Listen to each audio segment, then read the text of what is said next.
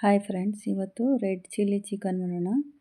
ಇದು ತುಂಬಾ ಡಿಫ್ರೆಂಟಾಗಿ ಟೇಸ್ಟ್ ಇರುತ್ತೆ. ಒಣ ಮೆಣಸಿನ್ಕಾಯಿನ ಬೇಯಿಸ್ಕೊಂಡು ರುಬ್ಕೊಂಡು ಮಾಡುವಂಥ ರೆಡ್ ಚಿಲ್ಲಿ ಚಿಕನ್ನು. ನಾನು ಇದಕ್ಕೆ ಖಾರದ ಪುಡಿ ಯೂಸ್ ಮಾಡ್ತಾಯಿಲ್ಲ.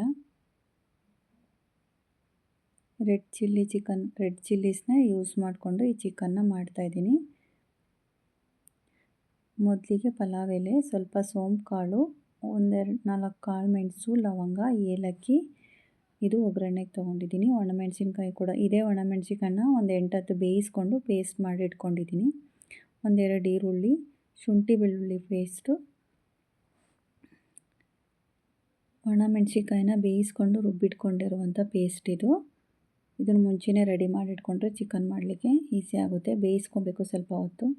ನಿಂಬೆಹಣ್ಣು, ಕೊತ್ತಂಬರಿ ಸೊಪ್ಪು ಮತ್ತು ಚಕ್ಕೆ ಲವಂಗದ ಪೌಡರು, ಕೊತ್ತಂಬರಿ ಕಾಳು ಪೌಡರು ಮತ್ತು ಅರಿಶಿಣ ಇಷ್ಟು ತೊಗೊಂಡಿದ್ದೀನಿ. ಇದಕ್ಕೆ ಸ್ವಲ್ಪ ಮೊಸರು ಕೂಡ ಯೂಸ್ ಮಾಡ್ತೀನಿ ಚಿಕನ್ ಸಾಫ್ಟ್ ಆಗಲಿಕ್ಕೆ. ಅದು ಬೇಕು ಅಂದರೆ ಹಾಕ್ಬೋದು, ಇಲ್ಲಾಂದರೆ ಇಲ್ಲ. 1/4 kgಯಷ್ಟು ಚಿಕನ್ ತೊಗೊಂಡಿದ್ದೀನಿ ನಾನು. ಇದಕ್ಕೆ ಸ್ವಲ್ಪ ಎಣ್ಣೆ ಜಾಸ್ತಿನೇ ಬೇಕಾಗುತ್ತೆ ರೆಡ್ ಚಿಲ್ಲಿ ಚಿಕನ್ಗೆ, ಆವಾಗ ಅದು ಸ್ವಲ್ಪ ಟೇಸ್ಟ್ ಚೆನ್ನಾಗಿ ಬರುತ್ತೆ. ಮೊದಲಿಗೆ ನಾವು ಎಲ್ಲದನ್ನು ಎಣ್ಣೆಯಲ್ಲೇ ಫ್ರೈ ಮಾಡ್ಕೊಬೇಕು. ಆನಿಯನ್ ಫಸ್ಟ್ ಹಾಕೋ ಹಾಗಿಲ್ಲ. ನೋಡಿ, ಪೇಸ್ಟ್ ಕೂಡ ಎಲ್ಲದನ್ನು ಫಸ್ಟ್ ಆಯಿಲಲ್ಲೇ ನೀಟಾಗಿ ಫ್ರೈ ಆಗಬೇಕು. ಅದು ಶುಂಠಿ ಬೆಳ್ಳುಳ್ಳಿ ಪೇಸ್ಟ್ ಎಲ್ಲದನ್ನು ಆಯಿಲಲ್ಲಿ ನಾವು ಚೆನ್ನಾಗಿ ಫ್ರೈ ಮಾಡ್ಕೊಂಡು ಆದಮೇಲೆ ಲಾಸ್ಟಿಗೆ ಈರುಳ್ಳಿ ಹಾಕಿ ನಾವು ಫ್ರೈ ಮಾಡ್ಕೊಬೇಕು. ಆವಾಗಲೇ ಅದು ಟೇಸ್ಟ್ ಬರೋದು. ಫಸ್ಟಿಗೆ ಈರುಳ್ಳಿ ಹಾಕೋಂಗಿಲ್ಲ. ಈಗ ಸಾಲ್ಟ್ ಹಾಕ್ತಾಯಿದ್ದೀನಿ ನಾನು. ಇದನ್ನು ಸ್ವಲ್ಪ ಹೊತ್ತು ಫ್ರೈ ಮಾಡ್ಕೊಂಡ್ಮೇಲೆ ಚಿಕನ್ ಹಾಕ್ಕೊಂಡು ಫ್ರೈ ಮಾಡ್ಕೊಬೇಕು. ಸ್ವಲ್ಪ ಹೊತ್ತು ಚಿಕನ್ನ ಕೂಡ ಆಯಿಲಲ್ಲೇ ಫ್ರೈ ಮಾಡ್ಕೊಬೇಕು, ಆಗ ಟೇಸ್ಟ್ ಚೆನ್ನಾಗಿರುತ್ತೆ. ಇದಕ್ಕೆ ನೀರು ಸ್ವಲ್ಪ ಕಡಿಮೆನೇ ಯೂಸ್ ಮಾಡಬೇಕು. ಒಂದು ಅರ್ಧ ಗ್ಲಾಸಷ್ಟು ನೀರು ಹಾಕ್ತೀನಿ ನಾನು.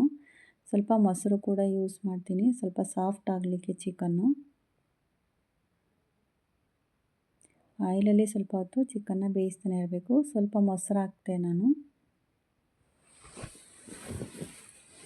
ಮೊಸರು ಹಾಕ್ಬಿಟ್ಟು ಸ್ವಲ್ಪ ಹೊತ್ತು ಫ್ರೈ ಮಾಡಿ ಒಂದು ಅರ್ಧ ಗ್ಲಾಸಷ್ಟು ನೀರು ಹಾಕಿ ಒಂದು 10 ಮಿನಿಟ್ಸು ನಾವು ಮುಚ್ಚಿಟ್ರೆ ನಮಗೆ ಚಿಲ್ಲಿ ಚಿಕನ್ ರೆಡಿ ಆಯಿತು. ನೋಡಿ, ಈ ಥರ ಆಯಿಲ್ ಎಲ್ಲ ಹೊರಗಡೆ ಬಿಟ್ಟಿರುತ್ತೆ, ಆಗ ನಮಗೆ ಚಿಕನ್ ರೆಡಿ ಆಯಿತು ಅಂತ.